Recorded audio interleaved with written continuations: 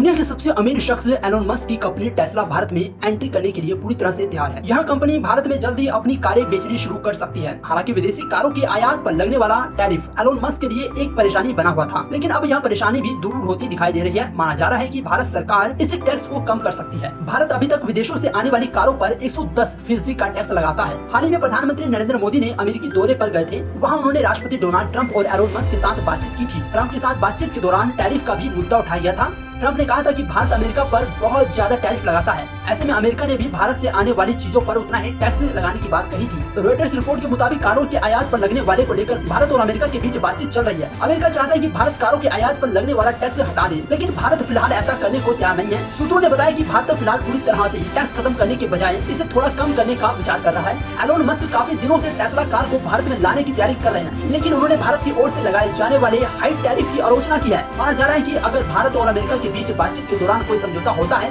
तो इससे मस्क की टेस्ला के लिए भारत में रास्ता तैयार हो सकता है। अमेरिका चाहता भी है कि भारत कारों के आयात पर लगने वाले टैक्स को हटा दे, लेकिन भारत ने अभी इस पर कोई फैसला नहीं किया है। एक सूत्र के मुताबिक भारत अमेरिका की बात सुन रहा है और उसने अभी तक कोई विरोध नहीं किया है। उन्होंने कहा कि भारत अपने देश की कार निर्यात से बात करेगा और उसके बाद टैक्स के बारे में अमेरिका के सामने अपना पक्ष रखेगा।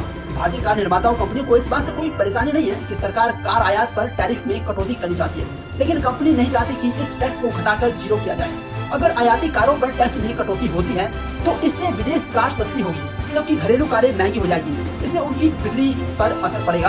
पिछले महीने भारत सरकार ने घरेलू कार निर्माताओं के साथ बैठक की थी। इसमें टैक्स में कटौती पर फैसला लेने और टैक्स शून्य होने पर उनकी चुनौती को समझाने की कोशिश की गई थी। सरकार जानना चाहती थी कि अगर टैक्स कम हो जाए तो भारतीय कार कंपनियों को क्या दिक्कत होगी। इस वीडियो पर आपकी क्या राय है हमें कमेंट्स में लिखकर जरूर बताएं और देखते रहिए स्पीच डैड। नमस्कार।